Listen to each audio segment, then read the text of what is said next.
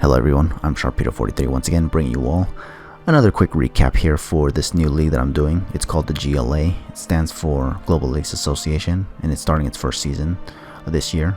So this league is actually very unique and on so many levels. Let me tell you right now. Because for one thing, this league, unlike any other league I've done in the past, it is a showdown league, which means none of these matches will take place on Wi-Fi. They're gonna all take place on Showdown.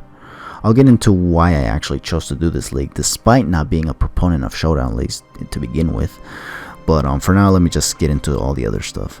So yeah, this is essentially also a league war, which is another thing that's very unique about this league.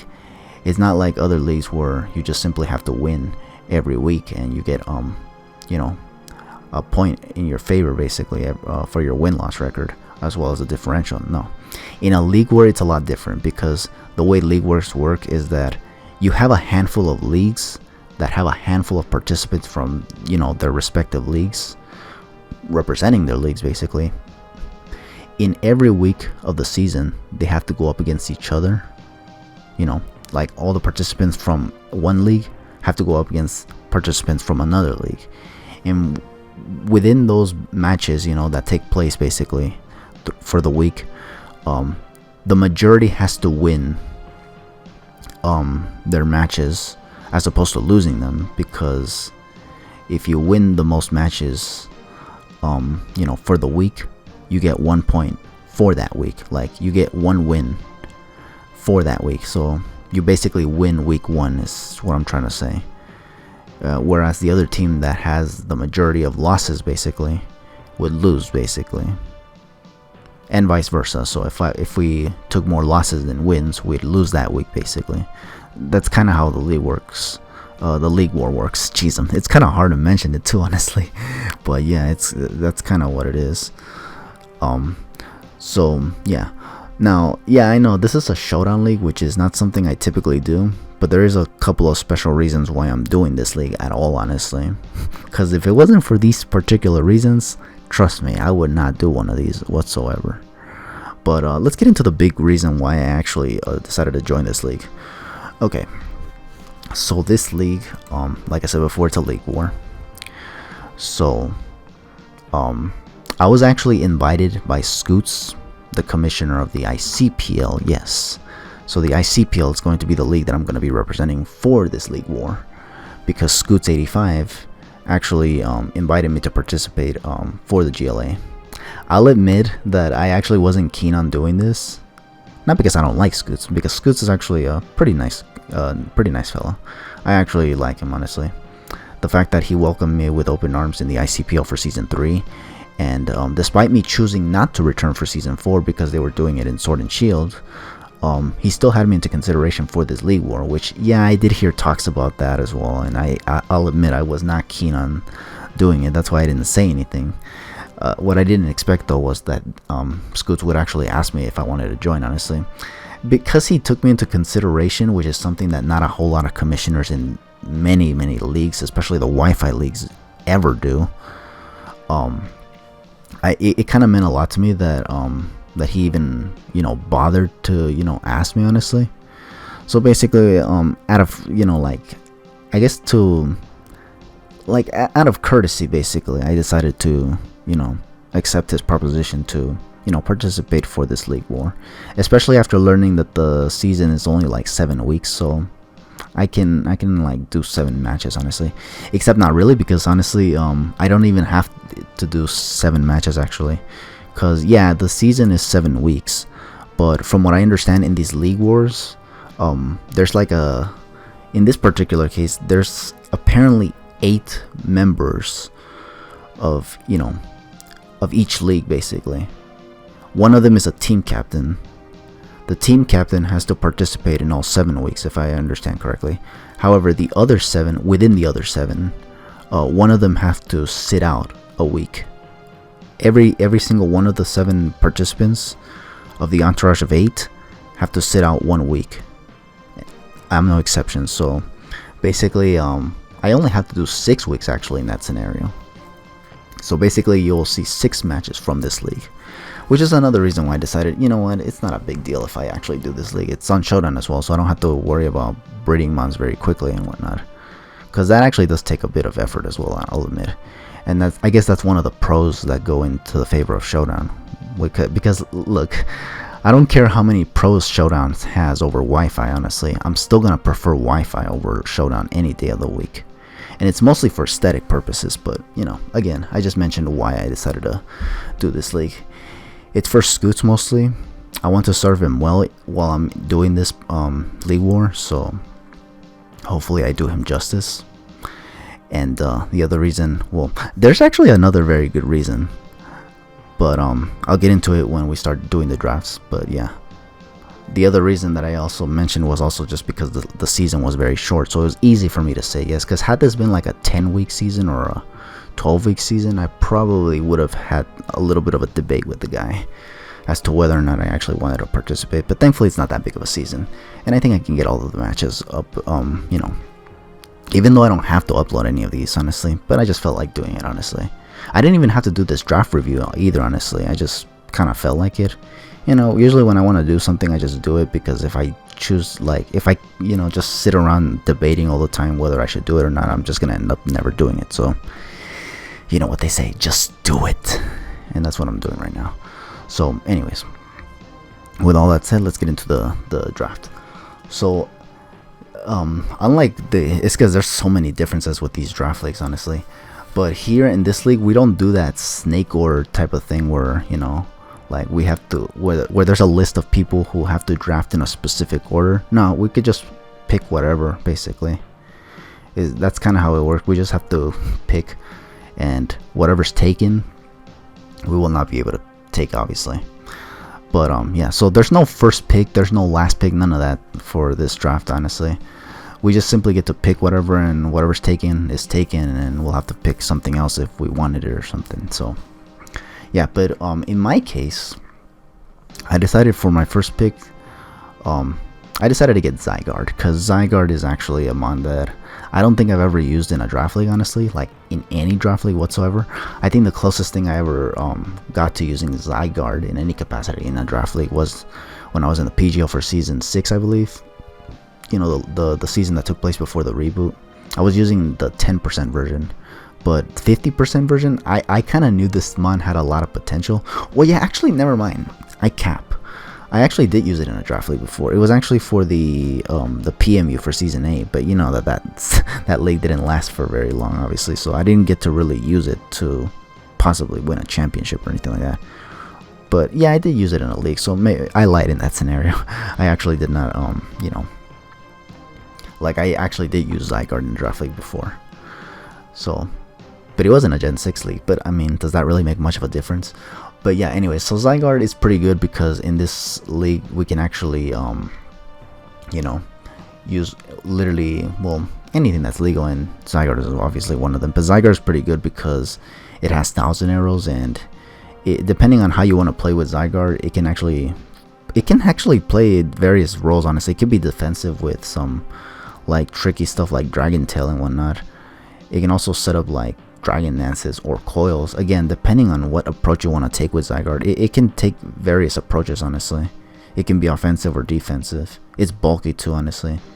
If you make it hyper offensive, it can be a threat, especially with 1,000 arrows, because 1,000 arrows is something that, you know, not a whole lot of stuff appreciates. Only resistances can appreciate it, honestly, which isn't like very, very common, I'd say. But yeah, so I think that's why I picked Zygarde, honestly. Do note that the majority of, well, not the majority, but some of my mons are going to be a little bit under the influence, because at the end of the day, we are a team basically. So I was actually open to, like, you know, some criticisms, as long as it's constructive, obviously.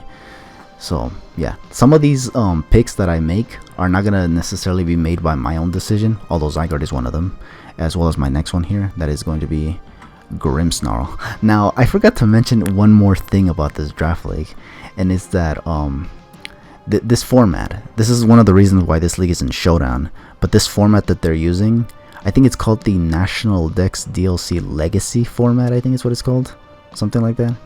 It's basically where they mix together mons from the from the national decks, because you know how Sword and Shield doesn't have all the mons from the previous games. Basically, like, they have a majority of them but not all of them. Like, there's a lot of missing mons.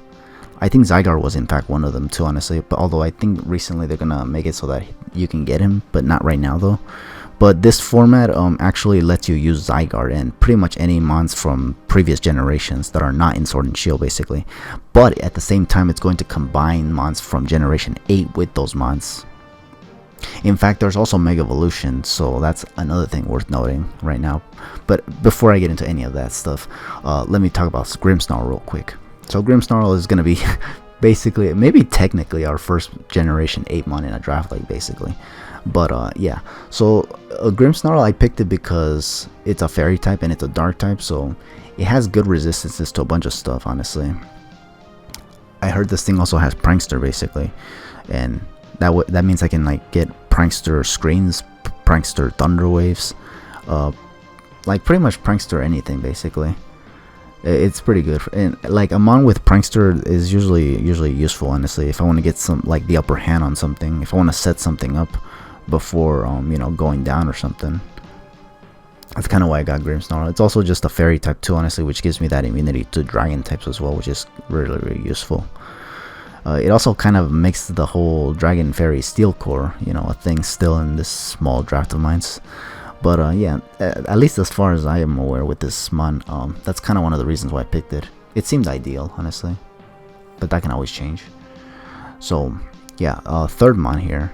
Now this is the one that's actually important, but it's gonna be Mega Sharpedo, because yeah, again, this unique format is allowing Mega Evolution to be a thing, basically, alongside Generation 8 mons, which, you know, that doesn't work out in Sword and Shield and Ultra Sun and Ultra Moon either, honestly, because there are no Generation 8 mons in Ultra Sun and Ultra Moon, and there are no Mega Evolution mons in Pokemon Sword and Shield. So what's the solution to making this format work out?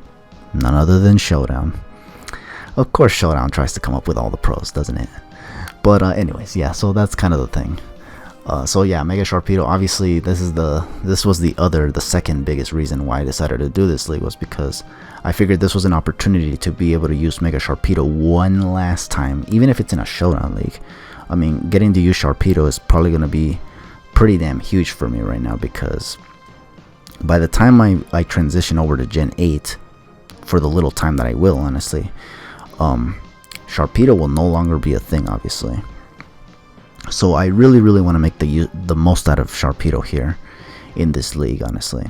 So alongside with the reasoning of me appreciating Scoots for his consideration of my inclusion in this league, and the combination of, you know, the use of Mega Sharpedo, like those two reasons alone is why I decided to join this league, despite it being on Showdown, which you all know I'm not a huge fan of, honestly, especially to do draft leagues.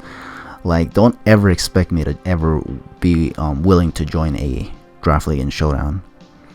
The reasoning behind joining this one is very unique and special, honestly, that I kind of just had to do it, honestly. Like, I felt like it was my obligation, kind of, even though it technically wasn't. But, you know, again, it's just the reasoning behind it is just very significant to me.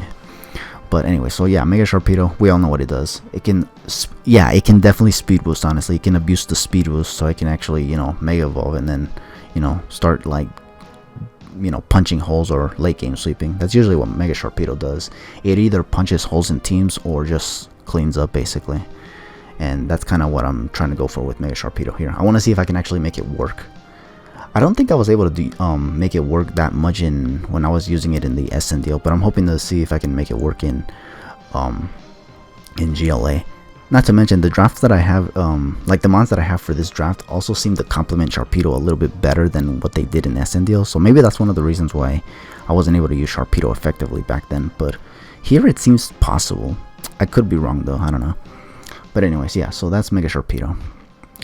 The fourth mon that I'm going to use here is Skarmory. Skarmory is a mon that I have used several times in draft format. It's because the mon's really good.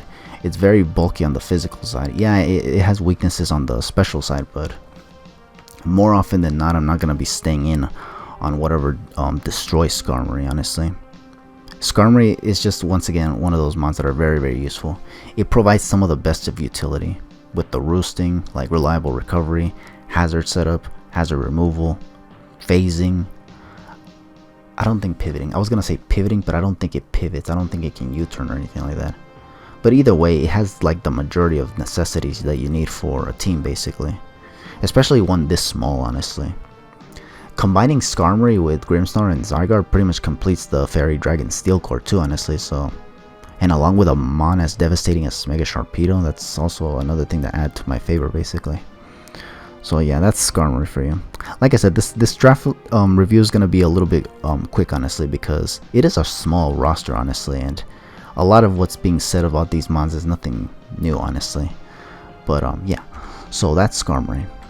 Fifth mon, Milotic. Now this is a mon that I feel like I have used a lot in draft format, but I kind of hardly ever remember using it. I think I remember using it in the DBL, but I don't remember if there was any other league where I actually used it. I think there was also the NGDL, but I forgot which one. I don't think I used it for all NGDLs. I think I used it for only one. But either way, Milotic is a very bulky mon too, honestly. Skarmory and Milotic are really good together, honestly, because Skarmory has the physical defensiveness to go along with it, and Milotic has the specially defensive side, you know, to complement Skarmory's physical defense, you know. I basically need walls from both spectrums of defense, basically. You know, Fizz Def and Spidef, obviously.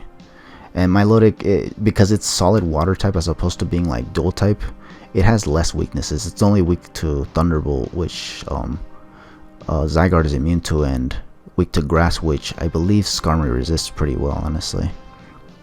So it actually, like, that's kind of where there's some decent synergy, honestly. Now, Milotic is actually one of those mons that I actually didn't have planned in mind, and I could have sworn it was because I thought it was taken, honestly.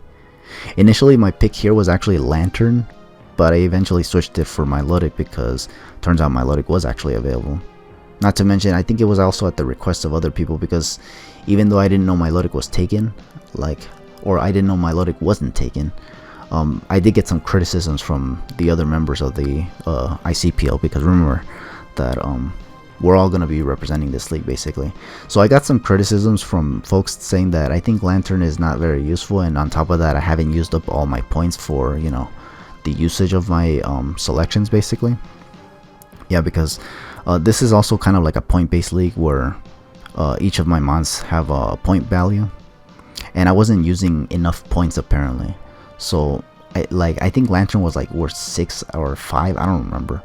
But yeah, Milotic was like worth 10, which is a little bit high, obviously, but I kind of was using my points a little bit, I guess you could say economically. I don't know how to say it, honestly. But yeah. So yeah, but Milotic is still fine, honestly. It's bulky mon, obviously, with reliable recovery, can phase, can haze as well, so it kind of prevents setting up from being a thing, honestly. It also has like tricky stuff such as Mirror Code, and I think it can get Dragon Breath too, honestly, to paralyze opponents and whatnot. All kinds of cool stuff. So yeah, but my 6th mon here is going to be the Mungus. Now this is a mon that I actually started to kind of like after using it in the PMU for season 7. It's because its bulk is pretty pretty good thanks to the HP stat, obviously. It's got Regenerator as well. It's a grass poison type, and it's a grounded poison type at that, so if toxic spikes are a thing, I can switch this thing out to remove spikes and whatnot. Toxic spikes anyway. And it can spore, so if I ever want to put a mon to sleep, there's also the pressure of possibly putting a mon to sleep, which would you know, give me the upper hand on anything that I need, like say a switch in or something. So yeah, and it's got decent recovery, honestly. Like, it's got its own reliable recovery in combination with Regenerator. Slapping Black Sludge under this, and you pretty much you can almost make it so that this mon almost never takes any damage. So yeah, again, it's a pretty unique typing as well, alongside with mons like Milotic and Skarmory. Like, these 3 mons so far are very good, like, walls, to say the least, honestly. But yeah, so that's Among Us for you. Next one here on my list is actually going to be Chandelure. The reason why I picked Chandelure was because of the high special attack stat, because right now, so far, I don't really have much for special attackers. So yeah, I kind of want to make sure that I have some, you know, special attackers and not be limited to only physical attackers, because then that can make it difficult for me. A lot of people are going to want to run Will-O-Wisp, and also the I think they'll just try to run like Skull, like any way to burn me or inhibit my attack, such as with Intimidate or something, because I actually don't have a mon with Defiant or anything like that. So yeah, Chandler, very high special attack stat, and I think it's also a ghost type, so that's a decent spin blocker right there for if I ever set up hazards with Skarmory and somebody has a rapid spinner. Chandler could be an ideal spin blocker. It also gives me an immunity to fire types as well. Not that my team needs it per se, just because I have resistances such as Zygarde and Milotic, but just in case stuff like Will-O-Wisp gets in the way or something like that. And yeah, I think that's pretty much it with Chandler. Like, Chandler is just hyper offensive basically, and it's a ghost type, so it's a decent spin blocker. So I think this is one of the mons can also set up Trick Room. I think I could be wrong, honestly. I don't remember if this thing even gets Trick Room. I think it does though, but I could be wrong. I don't know, but it's still pretty good, honestly. I just needed more special attack power basically now that I have the physical power covered.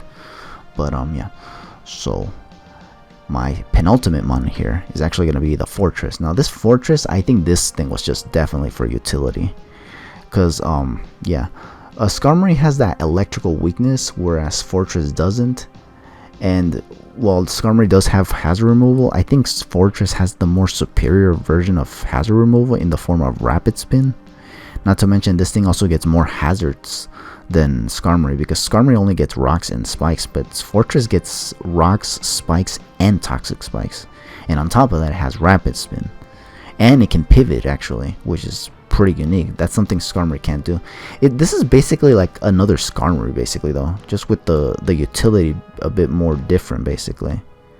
I guess this was just more or less to you know, like, you know, differentiate my preparations in case I don't need Skarmory, and instead I can rely on Fortress. I don't know if I'll actually use this mon though, but I mean, for me, I just felt like it was something useful, honestly. Because yeah, it's also a steel type, so I mean, we don't have to rely necessarily on Skarmory for resistances, because remember that steel types are very, very well known for having good resistances, so that's one of the reasons. But yeah, so my last mon here is gonna be the Electras. Now this was another mon that I actually I picked under the influence of the other members basically, because I think initially here I had Slurpuff because I wanted to have sticky webs at my disposal so that Mega Sharpedo can you know, just simply come in and not have to rely on speed boost, because speed boost can be more or less telegraphed depending on the opponents I face, honestly. Some people might see the Protect coming to get +1 speed, while the others don't, honestly. But I just kind of wanted to see if with sticky webs I didn't even have to worry about trying to predict my opponent's you know, predictions too of my own tendencies, you know. So yeah, but yeah, again, they suggested me Electras, and I actually ended up going with it. The reason why is because Electras does have good coverage as well, honestly. It has knockoff, which is something that not a whole lot of my team carries at the moment. In fact, I don't think any of these mons even get knockoff, honestly. Grimsnarl does not get knockoff, I believe. And yeah, Sharpedo doesn't get knockoff either, honestly. So yeah, I guess Electras was good because it has knockoff, which allows me to knock off items from users. It can pivot as well. It's got decent coverage, like it can carry Flamethrower, it can carry Energy Ball, it can carry well, not Energy Ball, Giga Drain. It can carry Flash Cannon for fairy types and stuff like that. It's actually pretty good. And it has the immunity to ground types, which unless you have a Zygarde with 1000 arrows, it's never going to take any ground type hits, which is actually really good. So yeah, I guess like with the 2 mons that were suggested to me by other members, this roster doesn't look too bad, honestly. So I'm actually kind of hoping that now that I you know, start doing the battles, that I actually start to put in work with these mons. I think the other good thing is also that I'm actually using new mons like Electras. I've never used Electras in a draft league, honestly. I have used Lantern for certain already. You saw him in my recent league with the CBDL. I think also the, what was that other mon, the Slurpuff? Actually, I don't think I've ever used Slurpuff, but I mean, Electras is still fine too, honestly. In fact, Milotic was actually a mon that I have used already, but I don't think I've ever used Milotic in combination with Mungus and Chandler. So the combinations of these mons is also pretty unique as well, honestly. Having Zygarde alongside Mega Sharpedo is something I never thought I'd see in a draft league, honestly. Having a Mungus with Chandler, I didn't think would also be a thing either, honestly. But what do you know? It was in the CBDL, no? I don't know. But either way. So yeah, that's going to be my whole, you know, review for this draft. Obviously, I didn't have to do it like I said before, but yeah, you know, I just kind of decided to do it just because, you know, I don't know. Maybe it's because it's the last league, like I said before, like the last league that I'm gonna do for Pokemon. But I'll admit that I didn't think I'd feel like doing it for a showdown league of all things, but I did, honestly. And honestly, I don't have any regrets. But yeah, so with all that said, thank you all for watching this review. Stay tuned for the matches if you're looking forward to it. It's not going to be a lot of them, honestly. It's only like 6 matches that I have to showcase, honestly, for this league. That's kind of another reason why I probably was moved to even do this draft analysis, was because I wasn't even going to have a lot of matches to do. So I figure, why not slap this onto it, so that when I make a playlist for my draft league matches, I can just, you know, add this at the beginning like I do for every other league that I do, honestly. So yeah, with all that said, take it easy, have yourselves a damn good one.